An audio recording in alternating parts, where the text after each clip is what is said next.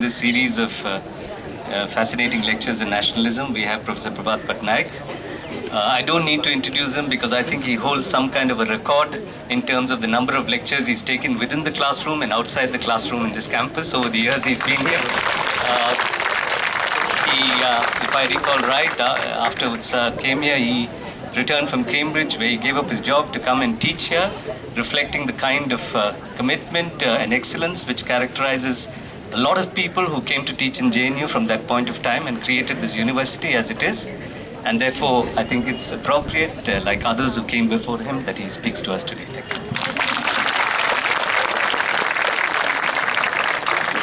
Thank you. Friends, I have been traveling a lot. I went to Calcutta, I went to Bombay, I went to Tejpur. Everywhere I go, the fact that I'm from JNU is something which makes people sit up and take notice of me. And that is precisely because of the kind of resistance of which this particular meeting is actually an exhibition. And therefore I'm very gratified that in this list of lectures you have called me to speak as well. As Chandru said, I have given innumerable lectures. In fact, at a rough reckoning, I have probably given more than 4,000 classroom lectures in JNU, but nothing like this. And as a result, it's a unique experience from me as well. When we typically, the term nationalism is always discussed as if it is a homogeneous category, which is wrong. All of us would draw a distinction between the nationalism invoked by Hitler and the nationalism invoked by Gandhi. But even though we do that, in a good deal of the literature, a good deal of the conceptual literature, this distinction is not drawn.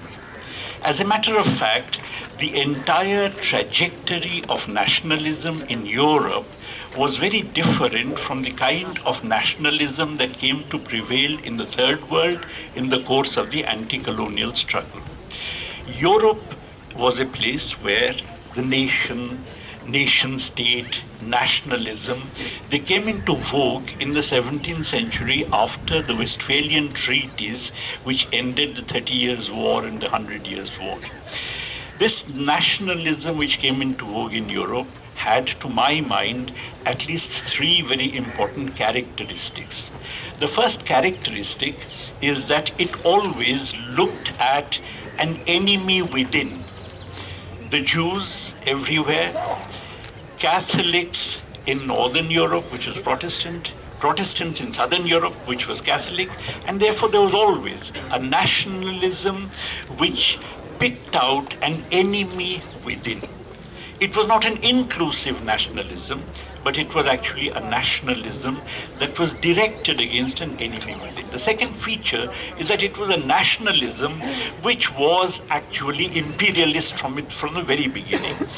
Oliver Cromwell, within days almost of the Westphalian treaties, invaded Ireland, which was the first colony of conquest in the world.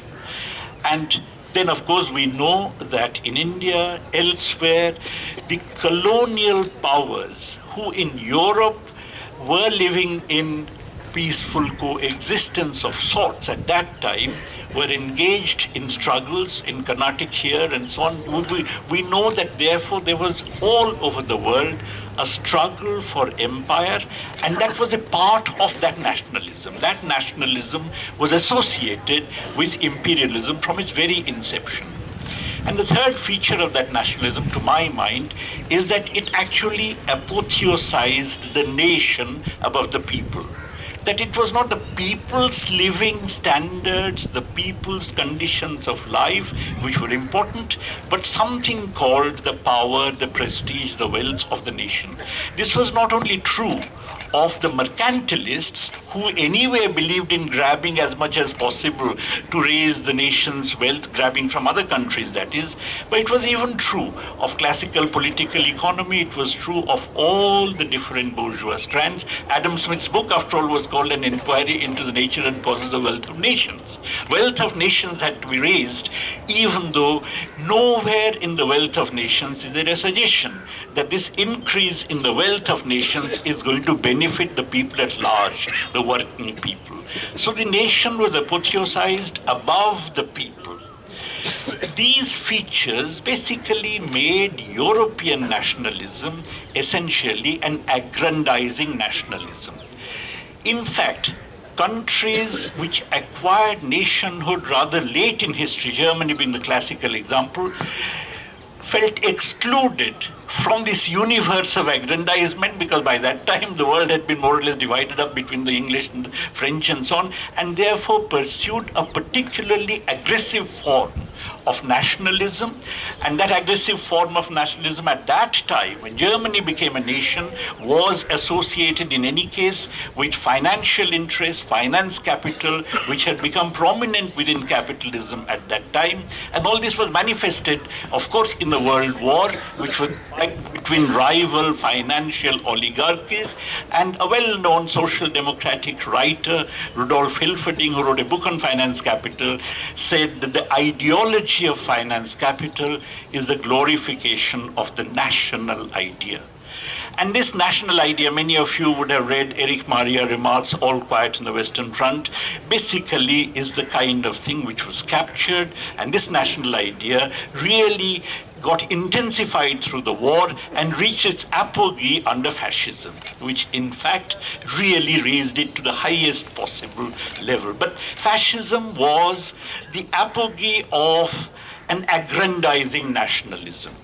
By contrast, when you look at countries like India, where nationalism developed as a part of the anti-colonial struggle, nationalism had to be inclusive, because you are taking on the might of an imperial power.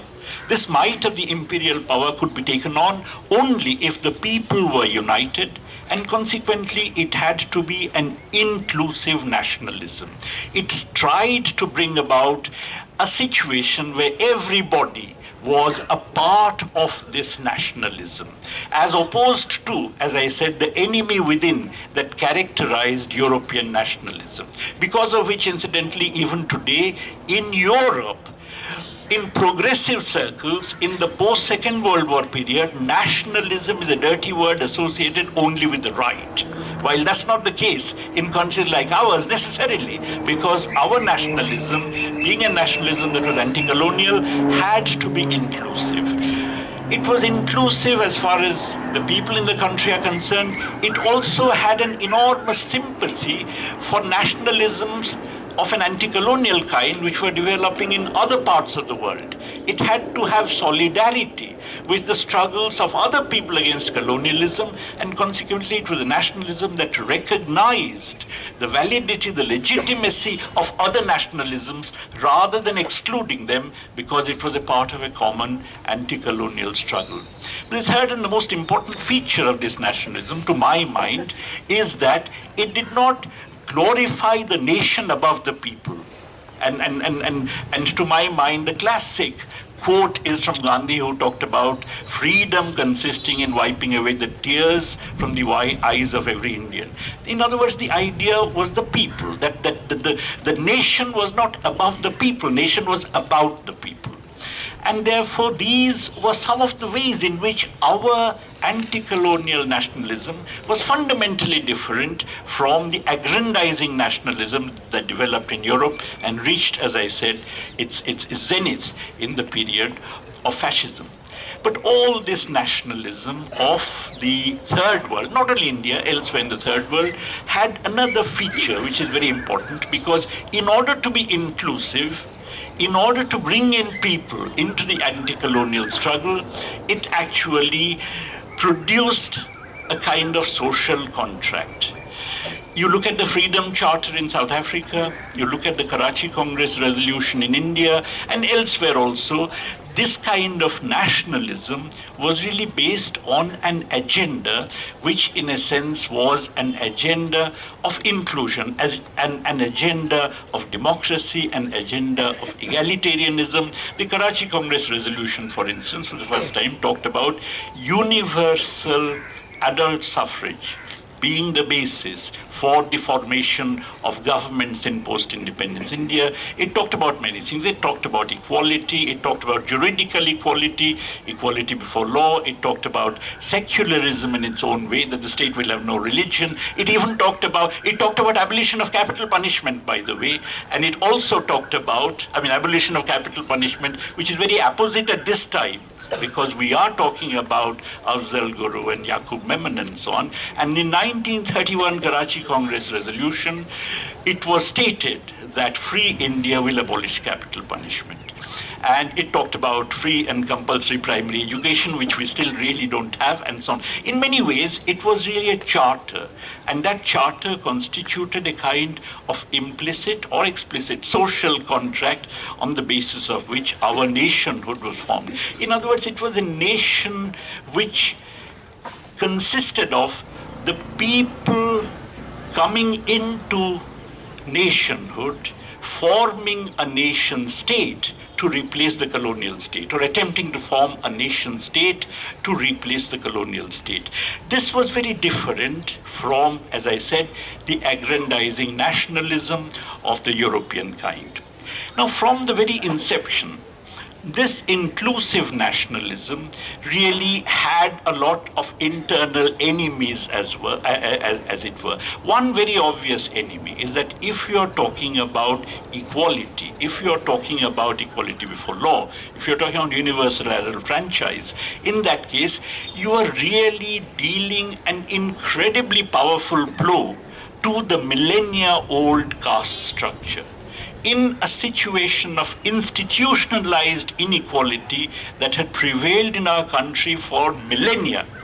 To talk about the fact that the Dalit would have the same political rights, the same vote, having the same value as the Brahmin, was really something which was a revolutionary statement. And the fact that it was done in 1931, let's not forget that in France, universal adult franchise came in 45, and in India in 1952. But it was visualized in 1931 itself. In Britain, universal adult franchise still had not come, though in 1928 women got the vote, and therefore there is substantial extension of the franchise. But the idea that you actually have everybody having an equal vote and therefore choosing the government together was something which was really a revolutionary concept as far as traditional India was concerned. In fact, I come from a village in Orissa, and I remember the 1952 elections in which my village had a lot of Brahmin landlords. They were scandalized that their vote would have the same value as the vote of the Dalits who happened to be in that village. So it was really a major, substantial change. And obviously, this substantial change had its own enemies to start with, traditional society, and particularly the Hindutvawadis. Our JNU, one of my colleagues, Professor Suviraj Jaiswal of the History Center, has argued to my mind very persuasively that the essence of Hinduism is the caste system. That really there is, anything else can be altered, but the essence of Hinduism is the caste system. And the fact that you actually had a situation where a modern India was coming up that dealt a conceptual blow against the caste system was from the very beginning anathema as far as they are concerned. Many people, by the way, tried to look at, many people tried to look at the egalitarian tradition in India. Of course, there was a subterranean egalitarian tradition, but the basic dominant tradition, which was that of a society based on caste system, was inegalitarian. So I think looking at modern India, as in some sense a continuation of traditional India, is something which I really don't share very much. Modern India is one in which people are, as it were, raising themselves with their own bootstraps in order to constitute a nation, and it comes into being in the course of the anti-colonial struggle. The second kind of enemy of this inclusive, democratic, egalitarian nationalism, which was a part of the anti-colonial struggle, of course, came from capital. Now, one can say that capitalism, because of its inherently inequalizing tendencies, is really incompatible with the coming into being of such a nation. Because if the idea is egalitarian, then of course capitalism is not the way to do it.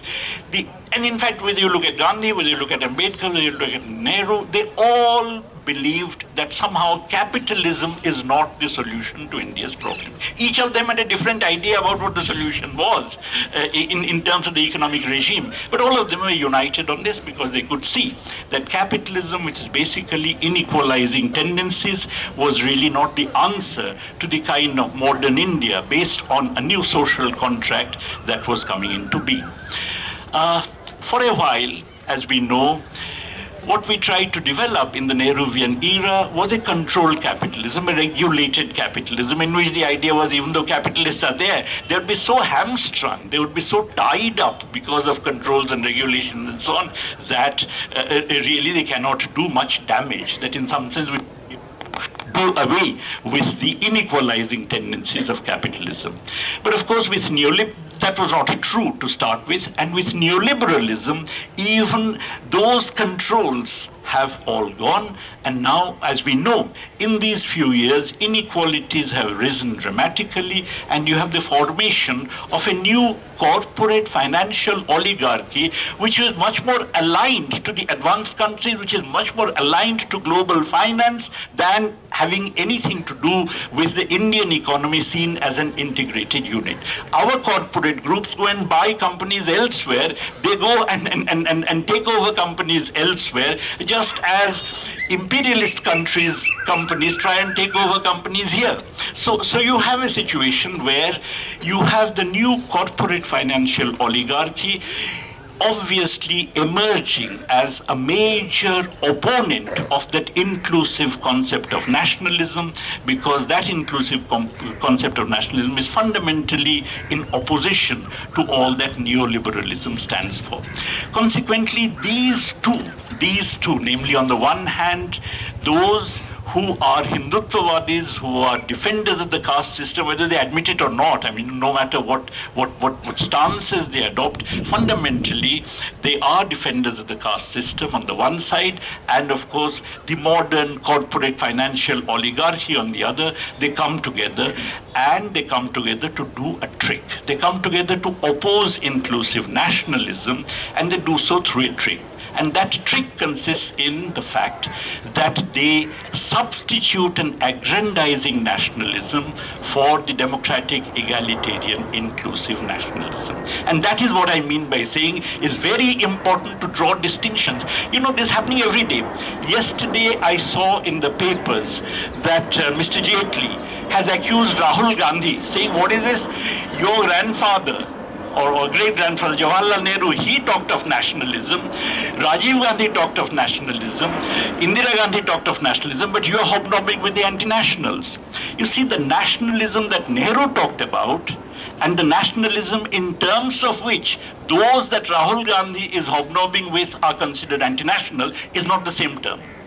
In other words, there is a deception whereby the notion of nationalism as an inclusive, egalitarian, democratic concept is substituted by an aggrandizing nationalism, and the moral high ground that the former occupies is then sought to be claimed by the latter, saying that this is something which really we stand for. No, what you stand for is something very different from what Gandhi stood for. In fact, Gandhi was insistent that 55 crores of rupees should be handed over to Pakistan, which was due to them, against a lot of pressure at that time, including inside the Congress. So what Gandhi stood for as nationalism was very different from what you are calling nationalism. But you know, this verbal trick is playing a very important role in misleading people, and we should be sensitive to that.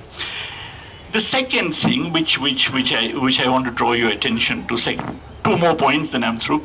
The second thing which I want to draw your attention to is the following. that if it is a nationalism based on a social contract, implicit or explicit, in our case, even though there was an explicit document, it is understood that there is a kind of social contract on the basis of which modern India comes into being. Then how do you ensure that this contract is going to be honored? How do you ensure that actually there is no violation of this contract, at least by the dominant segments of society, the dominant groups of society, the dominant regions inside the country? There was a very simple answer that Lenin provided to it, and Lenin's answer was that in big overarching countries, which consist of large numbers of different linguistic ethnic groups, you allow the right to secession. If anybody feels that the contract is being violated, then such an entity must have the right to secede. And the fact that this right to secede is recognized would also make the dominant segments not do things that would make people secede. Now, of course, in India, the right to secede was never a part of the constitution. Kashmir has a special status, but the right to secede was never written into the constitution. But precisely because it is not written into the constitution, it's very important that violations of the social contract, whenever issues are raised about such violations, must be discussed.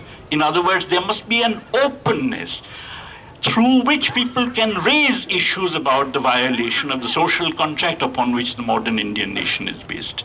Now, if that is the case, then calling somebody anti-national, in my view, is against the spirit of this inclusive nationalism. In other words, one of the features of this inclusive nationalism is that the category of somebody being called anti-national just should not exist.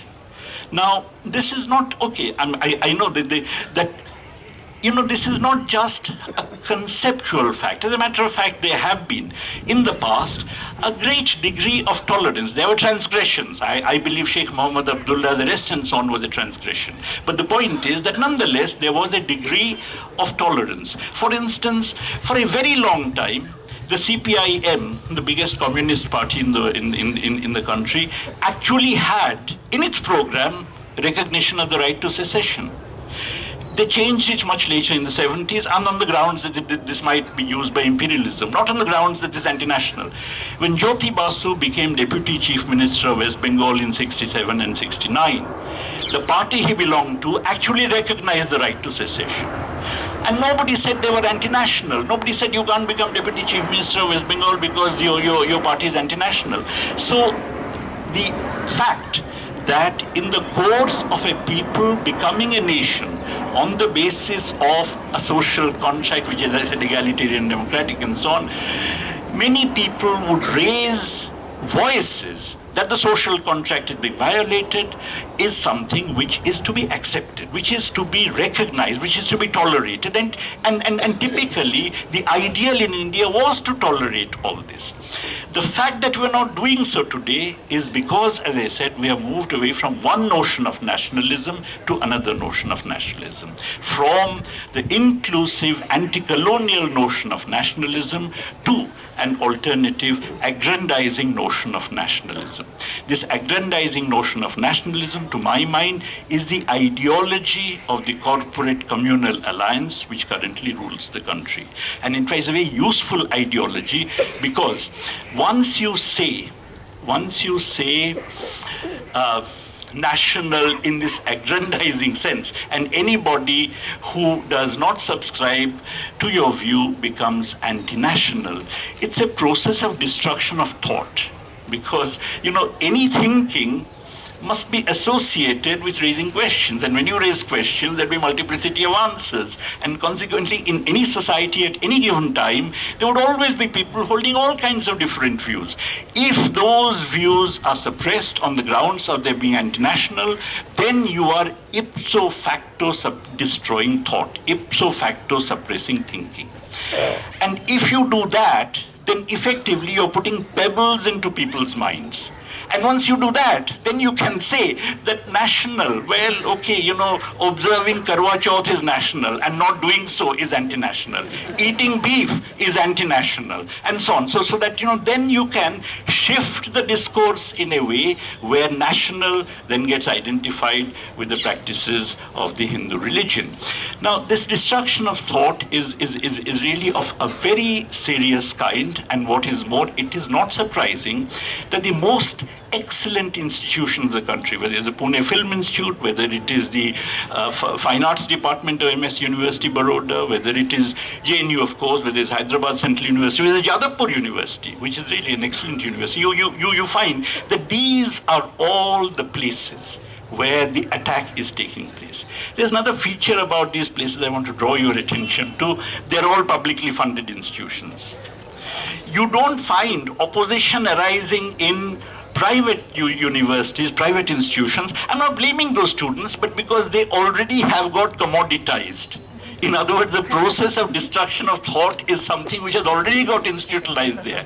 The few places which, because of their publicly funded character, still constitute locations of critique, of discussion, of intellectual excellence, are the places which are now being targeted. Now just imagine if a government actually destroys the best institutions of the country, destroys thought, effectively then what are you doing? You're making the country parasitic on foreign countries for ideas. And these are the people who are talking about nationalism. In other words, really speaking, you actually make yourself completely dependent upon imperialism for ideas, and then you talk about nationalism. So the struggle that we are engaged here in JNU is one which really is for exposing this aggrandizing nationalism, which is for defending thought, defending the critical tradition which has been built up here, striving for excellence, which alone is a guarantee that we would be able to respect the social contract on the basis of which this nation was formed. I wish you all success. Thank you.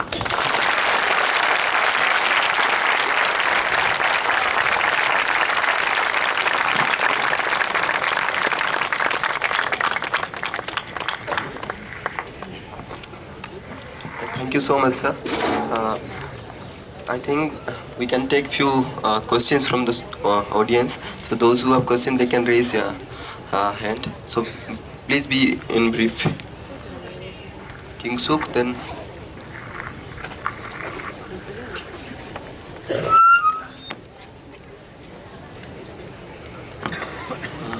Sir, I have two very brief questions.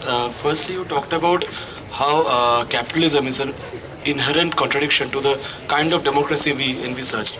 Now, sir, Professor Kalyan Sharnal in his book has argued that because we have this kind of democracy, even in a capitalist structure, the people who get economically excluded from the development process has to be the state. In other words, the state has to ensure their living, at least. In response to which a lot of an argument comes, notably from Professor Amit Bhaduri, says that the journey of neoliberalism is actually to destroy not only the economic existence but also the political existence of this periphery. So I want to know your views on that.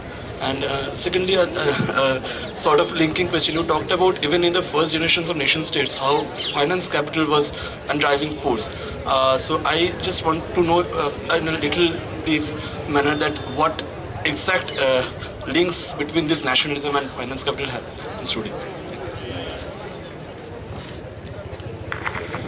The first thing I'd like to say is that Kalyan Sharnal's argument supposes that there has been no absolute impoverishment of the people in this country. Okay, but on the other hand, in fact, Utsa's work and my wife Utsa Patnaik's work on nutrition, as you know, has shown that there has been a remarkable deterioration as far as nutrition is concerned.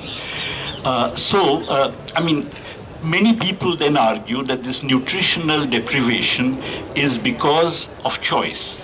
But that's not true, because all over the world, as people become better off, the nutritional standard improves. it's, to my mind, quite likely that privatization of education, health, and so on has basically made such a big impact on people's budgets that they are forced to consume less. Okay, so I think this whole, the basic presumption that nobody has become worse off is a presumption that I would not accept. Your second point about finance capital, you see, the initial nationalism was based on mercantile capital. As a matter of fact, even though nationalism began in the post-Westphalian period, already in Elizabethan England, you know Shakespeare's famous this thing about the Emerald Isle and so on, but already you have whiffs of nationalism in Elizabethan England, and that's associated with the struggle against Spain for primitive accumulation, for looting and so on. So the point is that nationalism gets associated with mercantile capital in one stage, industrial capital later, when you have free trade policies being imposed on third world colonies because you want to sell your manufactured goods, get hold of raw materials. And finance capital at the later stage, I think only in the turn of the end of 19th, beginning of 20th centuries, it gets associated with finance capital. And Hilferding, as I said, argued that the ideology of finance capital is a glorification of the national idea.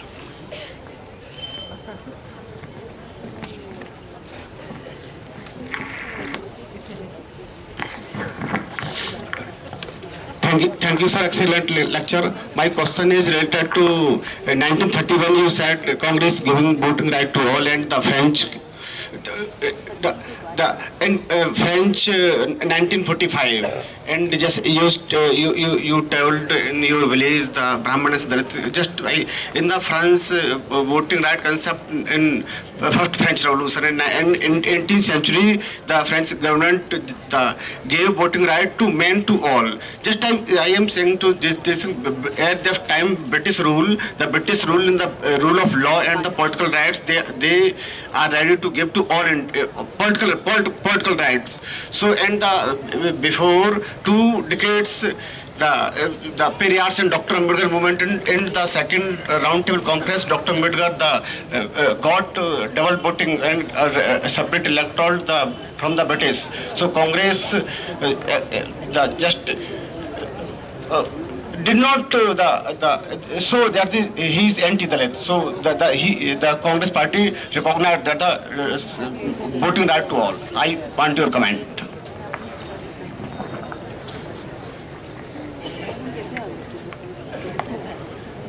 No, please, I'm not saying the Congress party gave voting rights to all. I'm saying that okay, let's put it this way. India's anti-colonial struggle took off in a very big way in the 30s. Okay, I think the cause for that had to do, in my view, with the distress of the peasantry during the Great Revolution and so on. But when it took off on the basis of a certain agenda. Prior to that, nobody had defined what is free India going to look like. Okay, that agenda was prepared and it was passed in 1931. The preparation of the agenda is something which, of course, I think the left had a very big influence upon it. But the point is that was the agenda. The voting right actually came with was ensured by the constitution drafted by Dr. Ambedkar and came with the 1952 elections for the first time. In France, the first time that actually you had universal adult suffrage, universal. Women had not got the vote even in Britain till 1928. And even after that, there was some kind of minor property restrictions and so on and so forth. But universal adult suffrage in Britain came earlier. Let's take it as 1928. In France, it came in 1945. And in India, it was there in 1952. The point I'm trying to make is that when Europe is breaking out of that old kind of nationalism, we are developing a nationalism that is not the old kind of nationalism, which is an altogether new nationalism. Okay, many European scholars do not recognize it. They actually think nationalism is a dirty word, no matter whether it is nationalism of the National Front in Britain or it's nationalism of, let's say, the anti-neoliberal fighters in India or elsewhere. Now, that's a mistake because these are two very different terms. Whenever you talk, for instance, about fighting against neoliberalism, delinking yourself from liberalization and globalization, many people say, oh, but that's a reactionary idea. No. because in our context it has to be seen as a continuation of the anti-colonial, anti-imperialist fight of today.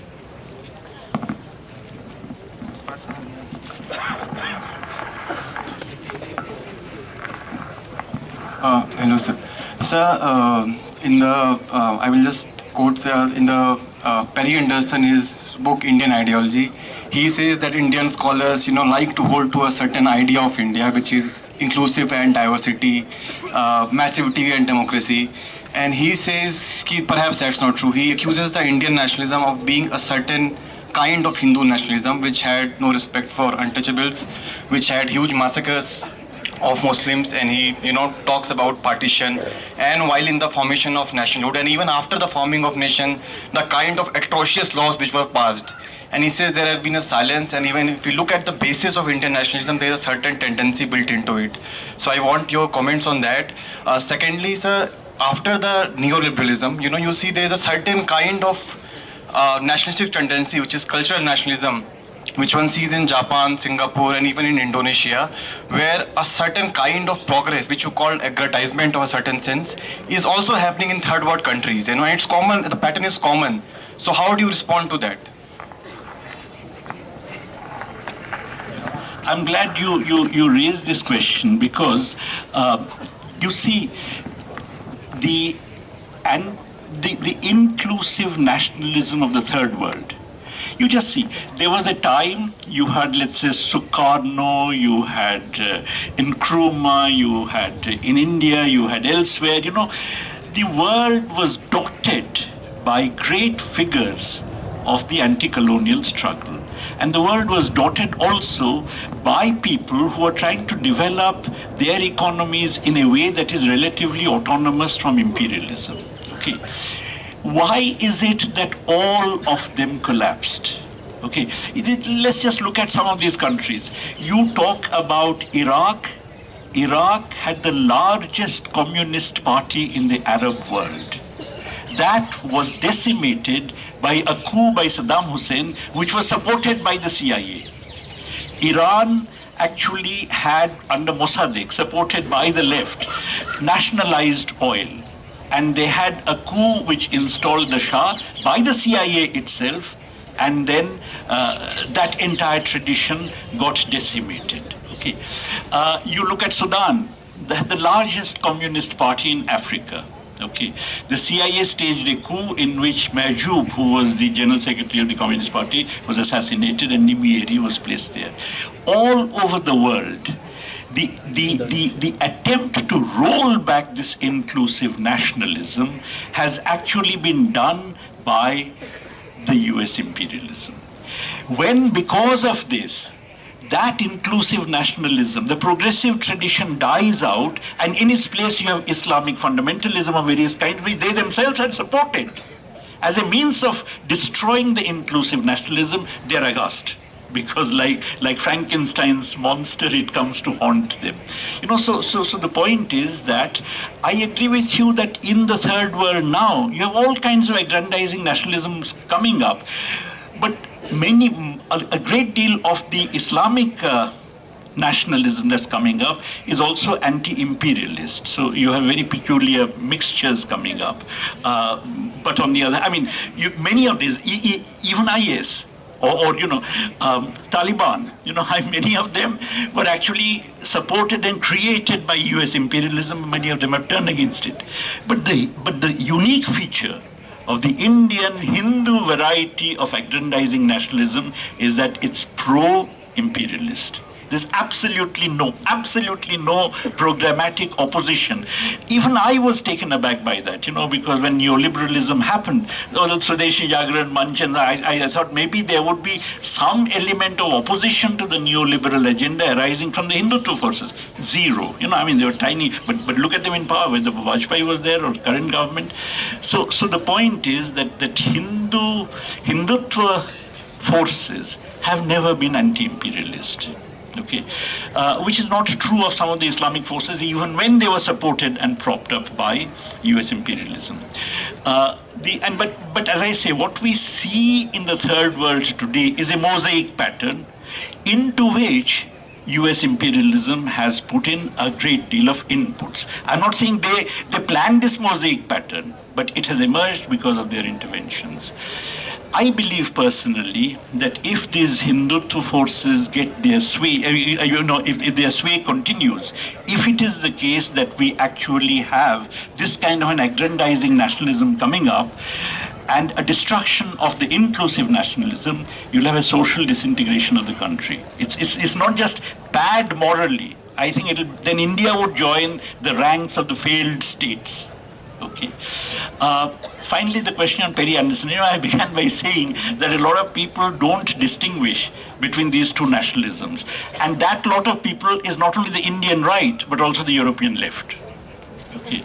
I think substantial segments of the European left does not distinguish between these two kinds of nationalism. Perry Anderson is a classic example, like the Indian right, which is pretending that this aggrandizing nationalism they are pushing on the basis of which they say Kanhaiya is anti-national, this, that, and the other, is the same as the anti-colonial nationalism, and they're trying to appropriate, therefore, the moral stature of the anti-colonial nationalism in people's minds for their own purposes.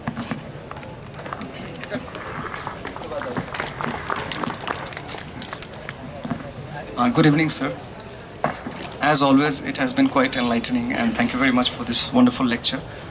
You have educated us on various matters, and it was quite analytical.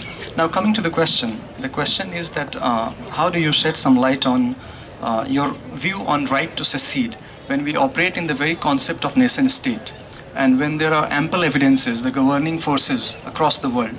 It is very difficult. I don't think that there are countries in which it can be advocated, for that matter, that they have the right to secede, for that matter.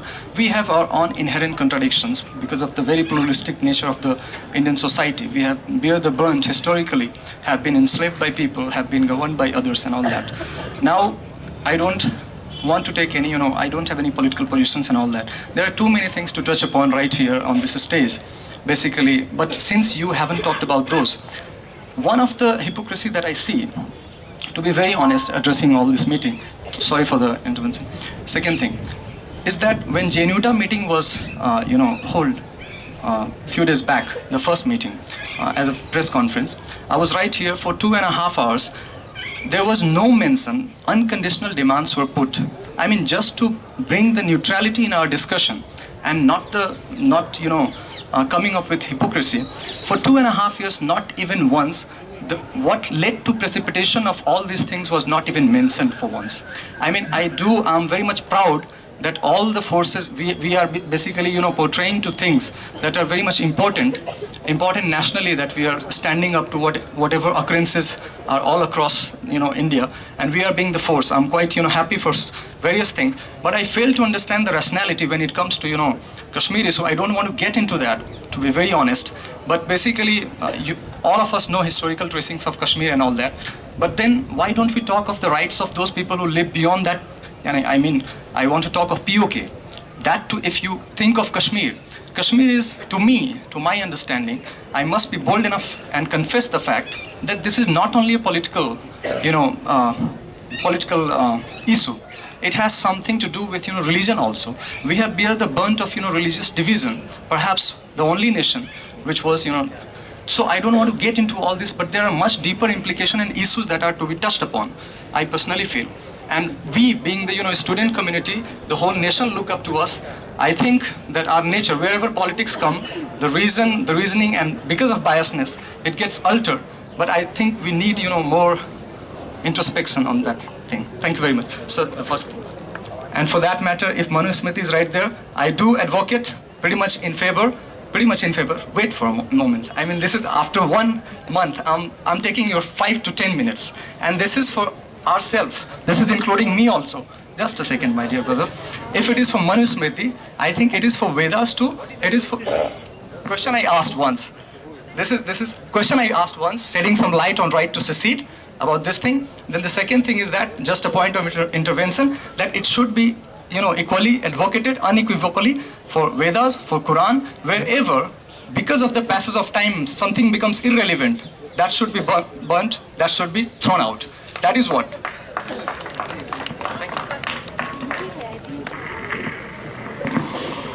Well, let me just first talk about the right to secession. You see, there are, the two issues as far as I'm concerned are the following. The right to secession is very important for ensuring that the dominant region, the dominant social groups do not oppress the others. Okay, so the right to secession is essential from that point of view. At the same time, we live in a world in which imperialism uses this. I have seen, I'm much older than you, imperialism using Katanga to try and get rid of Patrice Lumumba. He was actually killed.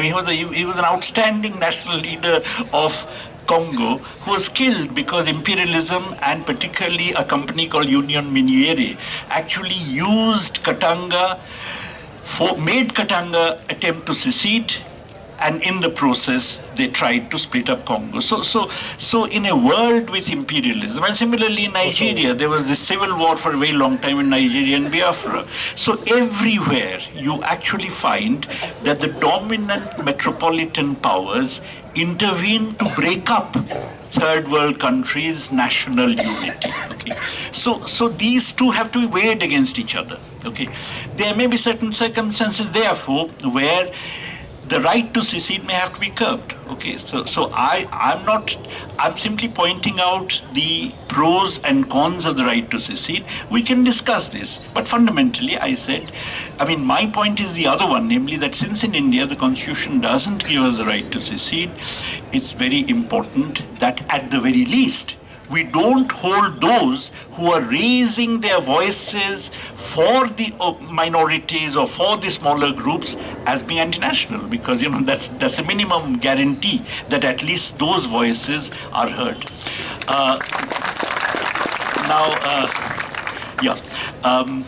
About your other points, what Jano Tanzan said is I'm really not a part of it. तीन चार लोग और हैं.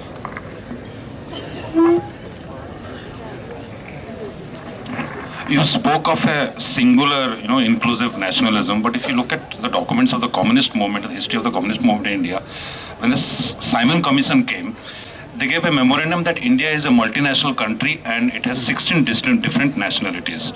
So what is your take on that? Then nationalism, as modern nationalism, is a product of political modernity, which includes the nation and the nation state.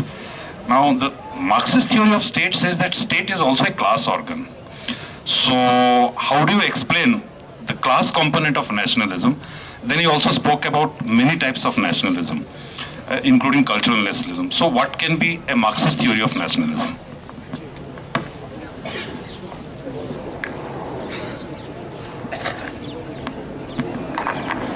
The answer to your first question, I think, has been very well given by Professor Amalindu Guha, a well-known Marxist intellectual of Assam who died just a few months ago.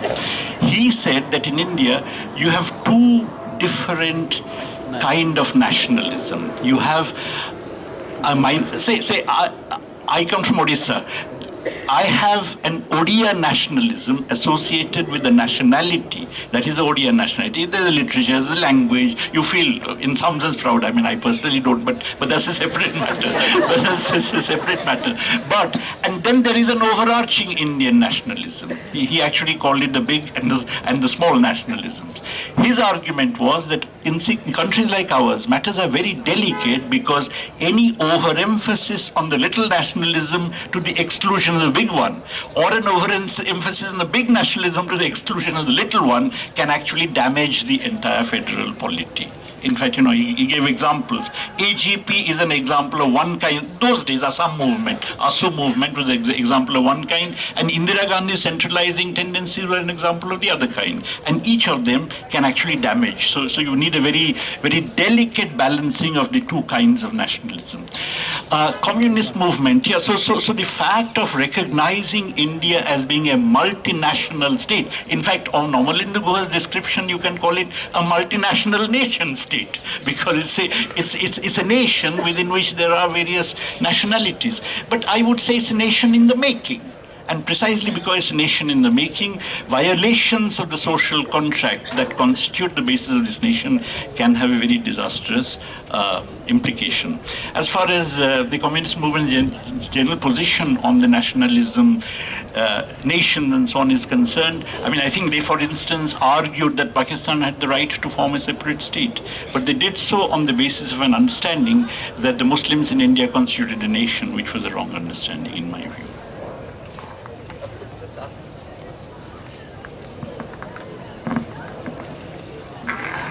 So, thank you for your lecture. I have two questions. One is, you talked about the Congress or the nation was ready to give political rights to all the citizens, including the Dalits. But Gandhi, or most of us know that he believed in the Varna Vyavastha. Was he negotiating? How do you think he was going to negotiate the economic rights for the Dalits? Because Hinduism, fundamentally, the four Varnas have different economical rights. How do you think Gandhi was going to negotiate that? Firstly, that is a question to be put to Gandhi, not to me. Secondly, you know, I really never would like to use things like someone gave something to the Dalits. No, I mean, that's, no, even in argument, I would not, you know, listen, I see the country as a people at large in the course of, okay, let me just begin a little bit before that, you know, that I believe that in the early 20th century, late 19th century, there were two gigantic movements in India. Traditionally, historians, I'm not a historian, but you know, think of them as separate. One was the social emancipation movement of Phule, Periyar, Ambedkar, and so on. The other was the anti-colonial struggle. People tend to think of them as separate entities, and then you know, it's very common to quote Gandhi on the caste system and to say Periyar didn't join the anti-colonial struggle later on and so on. But you know, I do believe, and this is based on my own personal experience, because as I said, I come from a village. I've seen, you know, that these two movements actually strengthen one another at the ground level. I see them as influencing one another. In other words, the fact that the national movement had the anti-colonial struggle had this enormous sweep and was forced, in a sense, to take a position to work out an agenda that would draw all the people of the country, an agenda of egalitarianism, was because it was occurring against the backdrop of the social emancipation movement. And of course, the social emancipation movement also is something that took off because there was a general sense of consciousness developing in the country at that time, certainly. So these two movements really helped one another, in my view, at the ground level. And the upshot of that is that in the process of the people becoming a nation on the basis of an agenda, equality became a part of that agenda. It was a condition for our nationhood. Okay, and I believe, no matter what Gandhi would have done or said, fundamentally, I do believe that I think capitalist development would undermine that agenda, and therefore would undermine that nationhood. For a very long time, it was believed that we'll keep them under control.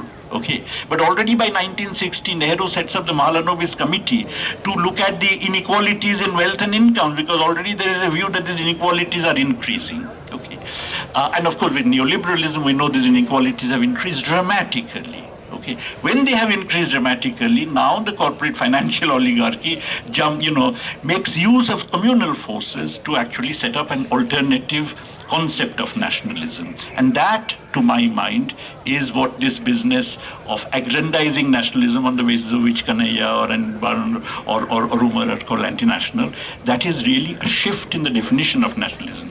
And we should expose that to the public.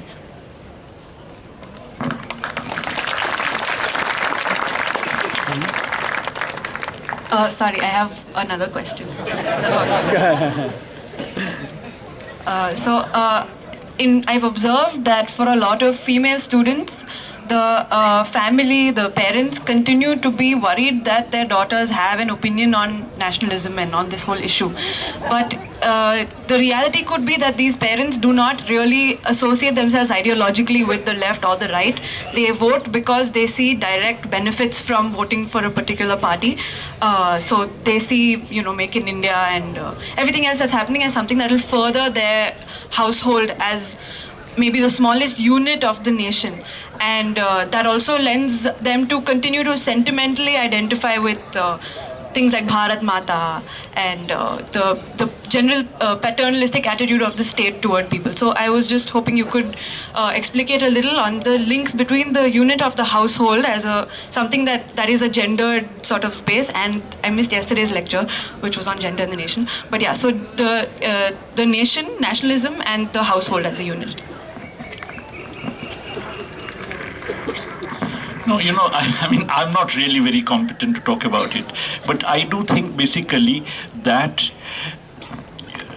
okay, I think ideas are basically, let's say, ideas of the establishment, okay, bourgeois ideas, are filtered through the household and come to persons.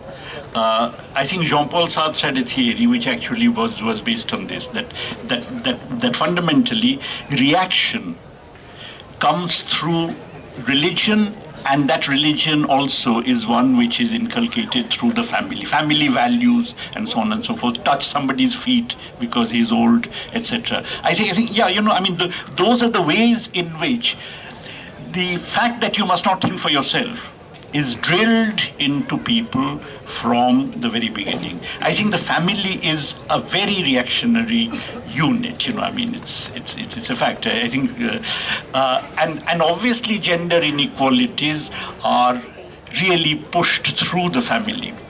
I think, however, you can, I'm not very sure about the relation between nationalism, because I think at one level the current kind of nationalism is something that can be pushed through the family, Hindu family, and this and that. But it must not be forgotten that also earlier, during the anti-colonial struggle, many people, women came out of their houses and came out of their families and actually went to jail and so on. So that was resistance also comes through nationalism of the first kind to the structure of the family. Okay, I mean, Kore Baire, for instance, is something which is about the woman coming out of the parda, So I do think that the two different nationalisms, their difference also consists in how they treat the family and how they treat family values. One would argue against family values, the other would argue for the preservation of family values. So as I said, I know very little about this. Sorry, you have to talk to some more expert people.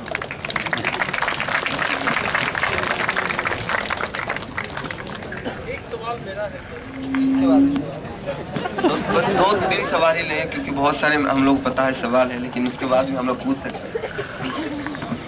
Sir, my question is, are crony capitalism and radical Hindus?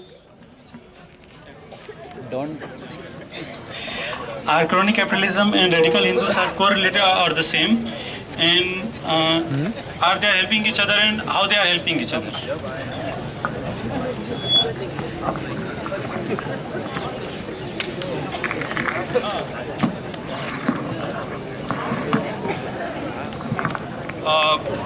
Thank you, sir, for the lecture, but I actually have a little uncomfortable question for you, because I also come from the left tradition and you are like doing of that. मेरा थोड़ा सा क्या हुआ कि मैं भारतीय वामपंथ के साथ जुड़ा, फिर नेपाली वामपंथ की यात्रा किया, माओवादी आंदोलन की यात्रा किया, उस पर मेरा काम है. और मेरा क्या हुआ कि एक्चुअली जो नेपाल का वामपंथ आप देखते हैं, मुझे क्या लगता है कि जो मैं निष्कर्ष पर पहुंचा हूं कि नेपाल का जो वामपंथ है, माओवादी वामपंथ, जिस पर इतनी आशाएं थी विश्व को एक दौर में, लेकिन वो अल्टीमेटली, जिसको मैं थ्योराइज करता हूं कैश माओवाद के रूप में, पार्लियामेंटेरियन पथ में जाकर के उन्होंने अपना सब कुछ छोड़ दिया. और उसमें साथ साथ एक तत्व है जिसको कहते हैं ब्राह्मणवादी मार्क्सवाद. तो ब्राह्मणिकल जो मार्क्सिज्म है, उसको भारत के संदर्भ में जब हम देखते हैं, नेपाल तो क्लासिकल केस है कि यहाँ पर हिंदुस्तान कहा जाता है, वो लैंड ऑफ असली हिंदुओं का स्थान है, मतलब रियल लैंड ऑफ हिंदुस्तान, मतलब Hindu people, those who have the right to bear sacred thread. Bharat में क्या है कि भारत में भी जो हमारा जो संघी ब्रिगेड है वो इसको एक रियल लैंड ऑफ हिंदुस्तान बनाना चाहता है, हिंदुस्तान बनाना चाहता है। लेकिन भारतीय कम्युनिस्ट पार्टियों के साथ कि मतलब इस सवाल को जो जिस किस्म का नेशनलिज्म कांग्रेस ने डेवलप किया, पावर में आए बाद में, उसका ही एक एग्रेसिव फॉर्म में बीजेपी उसको लेके आना चाहती है। लेकिन उसको चुनौती देने का जो मामला है वो कम्युनिस्ट पार्टियों का था, भारतीय कम्युनिस्ट पार्टियों का, इंडियन लेफ्ट का। और इंडियन लेफ्ट ने उस सवाल को विकसित नहीं किया, मतलब कास्ट के सवाल को नहीं समझा पाया, क्योंकि तभी जब ये सवाल जब आता है भारत माता की जय, भारत माता की जय के आगे सब कुछ फेल, खत्म, आपका पास पोजीशन नहीं है। आप उस जनता के सामने किस किस्म के राष्ट्रवाद को आप खड़ा करोगे, जिसको हम कहते हैं मेहनतकश जनता का राष्ट्रवाद, जिसमें किसान है, मजदूर है, बहुजन जनता है। उस सवाल पर मैं आपका टिप्पणी चाहूंगा।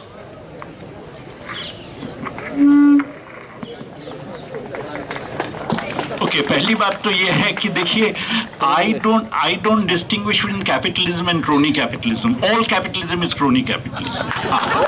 So this ideal capitalism that doesn't exist. All right, but I think now the fact is that you're talking about the relation of BJP with Indian capitalism, and I think what has happened is that since neoliberalism has increased inequalities dramatically, a lot of the political parties, and Congress is one of them, which at least paid some lip service, if not, actual having some actual concern with, let's say, some relief for the poor and so on. MGNREG, after all, is a kind of relief for the poor. So all political parties of that kind, in a sense, which came out of the freedom struggle, which the BJP did not, have, that they're uncomfortable in the era of neoliberalism. I would say in the Congress, for instance, while Manmohan Singh and Chidambaram were unashamed neoliberals, perhaps Sonia Gandhi and Rahul Gandhi, who are talking about MGNREG, has wanted to provide, someone asked me a question about Kalyan Sanyal argument, they wanted to provide some degree of support and relief. Now the BJP is free of all that.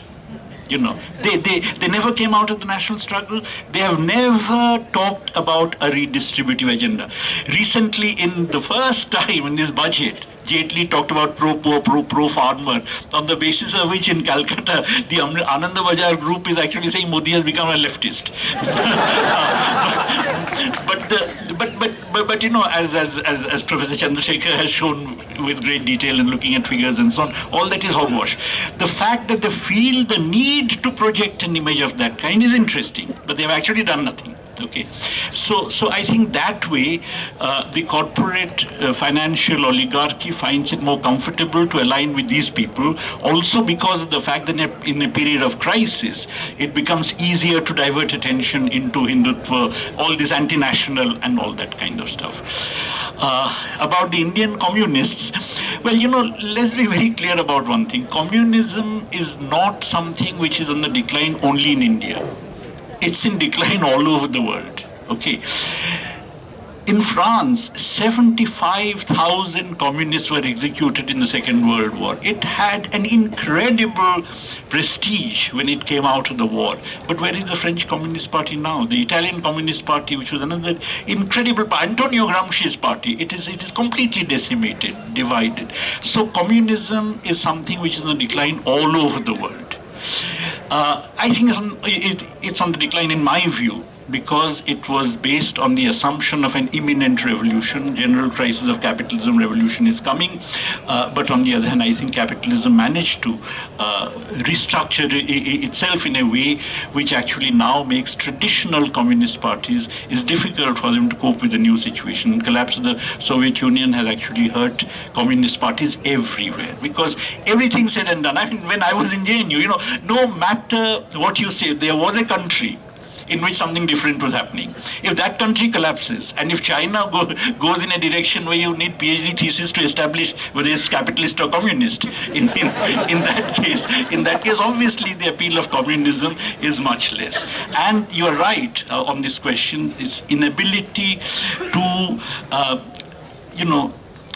intermesh the caste question with the other issues, the class issues and so on, that it was doing, that it was concerned with, its inability to relate to gender issues, its inability to relate to issues of climate change and so on, all of which require, as it were, a degree of restructuring yourself, which hasn't been done, have hurt it badly.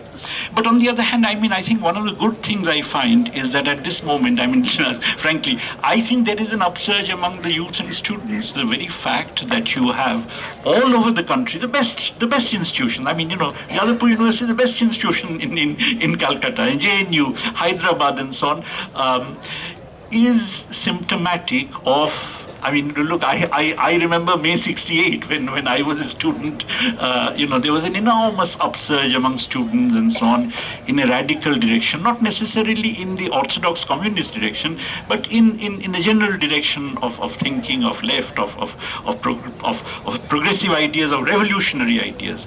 And I think that's happening in India, and I have a feeling that that would actually rub off also on the traditional communist parties.